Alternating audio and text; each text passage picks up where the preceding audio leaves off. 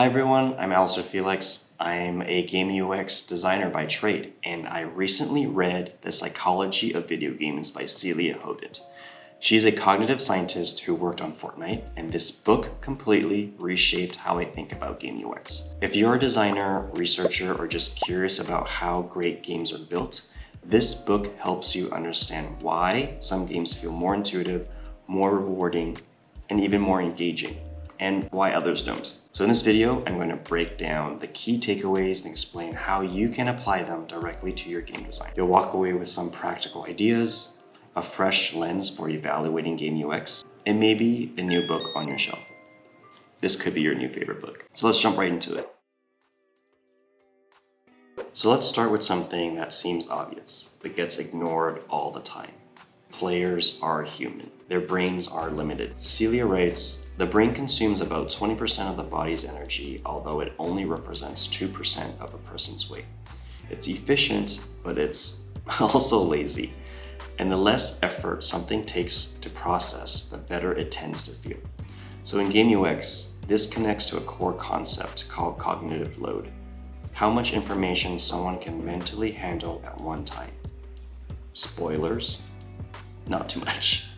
So when a game dumps multiple systems, complex controls, unclear objectives, and visual noise all at the same time to the player in the first 10 minutes, that's overwhelming. That's cognitive overload, and it's a fast track to player frustration. So what are some actionable steps for game UX? One would be teach only what's relevant in the moment, delay complexity until the player has mastered the basics, or even use progressive disclosure. You reveal features step by step. There are games like Portal, Journey, or even Mario Odyssey. They do this beautifully. Each mechanic is introduced one at a time and in context and with space to practice before moving forward. There's a term called scaffolding. It's basically layering learning opportunities on top of each other. So now let's talk about perception and attention. Celia writes, perception is not a passive window to the environment. It is instead a subjective construct of the mind. It's really crazy and deep quote, but it basically means players aren't looking at your whole UI or your whole level layout. They're focusing on what their brain thinks is important. So the question becomes, are you helping them focus or are you making them guess? Good game UX uses psychology of attention to guide players where they need to go without being so obvious and spelling it out for them.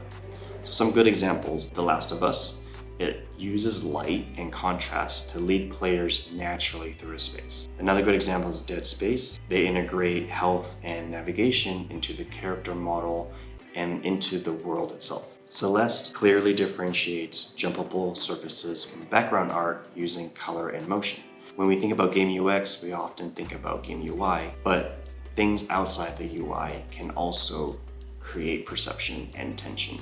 This is a great way to collaborate with other disciplines like art, game design, engineers, to really figure out how to create attention and improve the player experience. So some practical UX takeaways here are prioritize key information through visual hierarchy. Use motion, brightness, or contrast to guide the eye. I'm sure you've seen it in many games. There are little toasties, god rays, little UI animations that really captures the player's attention. And lastly, what is I think the most important is removing visual clutter, because everything you add competes for attention. There's just one simple rule: if everything is important, then nothing is. Alright, so let's talk about why people keep playing. Celia breaks this down using well-established psychology terms, specifically 2 types of motivation. I have trouble saying these, so apologies. Extrinsic motivation and intrinsic motivation. Extrinsic motivation is driven by external rewards like experience, achievements, unlocks, collections. Intrinsic motivation is driven by more of the player personal goals like mastery, curiosity, and emotional payoff. Emotional payoff is an interesting one because this is just saying that a really good story can carry the game. So games like Stardew Valley are very highly intrinsic. You play because it just feels satisfying, but it's extrinsic because it has seasons as a system. It has these loops that keep the player coming back to play day in and day out. Fortnite leverages extrinsic motivations with time challenges, rewards, and even FOMO. The strongest engagement often happens when both are balanced. This ties into the concept of flow, a mental state where the player is fully immersed, focused, and feeling capable. Celia writes, flow emerges when the challenge is just right. Neither too hard nor too easy. Good UX helps players get there faster. So how does game UX support flow? So here are just quick examples. One could be a smooth difficulty curve that adjusts as players improve. This could mean as the whole progression of a game, the difficulty gets more and more challenging, like a platforming game where platforms get easier to get to and then harder as you progress through the game. And lastly, having clear goals with just enough uncertainty. So think about Hades, Slay the Spire, or even Tetris. These games are master classes in creating rhythm, feedback, and meaningful player choice. This is all essential for flow. So here's where things get real, because the same psychology that can be used to improve engagement can also be used to exploit players. Celia warns us against dark patterns, intentional design choices that pressure or manipulate players for commercial gain. She writes, avoid dark patterns and ethically shady practices. There is no such thing as neutral design. This line hit me pretty hard because as designers, we are naturally biased with our player experience, but when you work for a company, you are a little bit biased on the business needs and the business goals. So this is a great reminder to be more intentional with your choices, but also learn and educate yourself on what potentially are dark patterns in video games. So some examples are guilt-based messaging. Messaging like, your friends miss you, your friend is on a certain leaderboard, they are on this streak, why haven't you finished your streak yet? You probably know what I'm talking about. Another one is like surprise loot boxes with undisclosed odds. This one is an interesting one because loot box mechanics, especially in mobile games, are very common.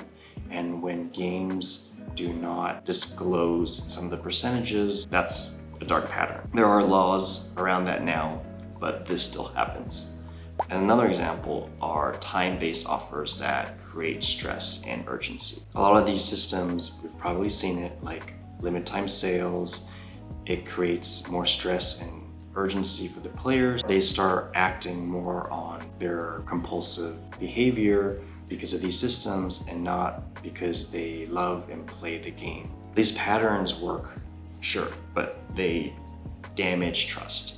And when you damage player trust, they will not play your game anymore. Designing ethically doesn't mean making games less fun. It means designing with more of a respectful and a responsibility.